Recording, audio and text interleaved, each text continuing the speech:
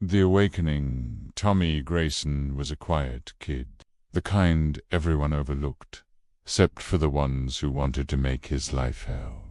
At just 14, he had endured years of torment at the hands of kids like Jake Coleman, the worst of them all. "Hey, freak!"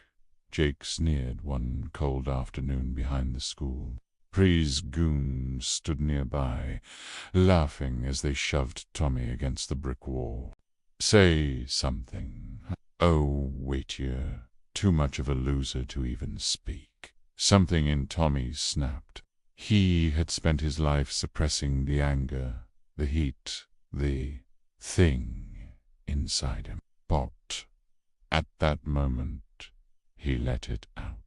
Jake's laughter died as Tommy's pupils shrank. His irises glowed, a molten red, and twin beams of pure energy shot from his eyes, slicing through Jake's skull. His scream was brief and silent. Smoke curled from the gaping, charred hole where Jake's face had been. His body collapsed to the ground, twitching before going still. The other boys backed away, their eyes wide with terror. Tommy turned to them. "B ran." He smiled. "The slaughter begins." That night, the news spread like wildfire. Astute dead, his face melted. The authorities had no explanation, but Tommy did. The next day, his teacher, Mr. Carter, scolded him in class. "Tommy, I asked you a question, pay attention." Tommy raised his head. He didn't need to answer. Pews. His heat vision burned through the teacher's chest, setting him ablaze before the class. The students screamed, bolting for the door. Tommy stood up. The school became a bloodbath. He unleashed his power, burning through walls, vaporizing students and teachers alike. The football team, the nerds, the janitor Nan was spared. By the time he left the building, it was engulfed in flames, bodies strewn across the halls. No more rules. His parents tried to stop him. His mother cried. His father raised his voice. "Son, whatever's happening, we can fix it." Tommy's response was a single glare. His father was the first to go, reduced to ash in seconds. His mother fell to her knees, begging.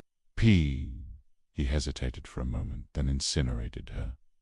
No one had protected him. No one had helped him. Now no one deserved mercy. Cops stormed his house that night. Sirens blared. Flashlights cut through the darkness. Tommy walked outside, unafraid. "Hands up, kid." "On your knees," Tommy smirked. Pulse of energy erupted from his eyes, tearing through the officers like paper. Their screams echoed, then faded into silence. Plov. The fall of faith by Sunday morning. He reached the church. He never believed in God. And if he was real, he had never done a damn thing for Tommy. Bye.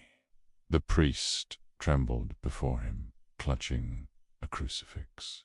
"My son, there is still time to repent." Tommy chuckled. The entire church went up in flames, the stained glass windows melting like wax. The White House burns. They tried to stop him. The military sent helicopters. Fighter jets soared through the sky. We fired missiles. But Tommy's heat vision cut them from the air like toys. He walked through Washington, D.C., leaving a trail of destruction in his wake. The Pentagon fell. The Capitol crumbled. And finally, he stood before the White House. Soldiers lined the front lawn, guns trained on him. The president himself was evacuated, but Tommy didn't care.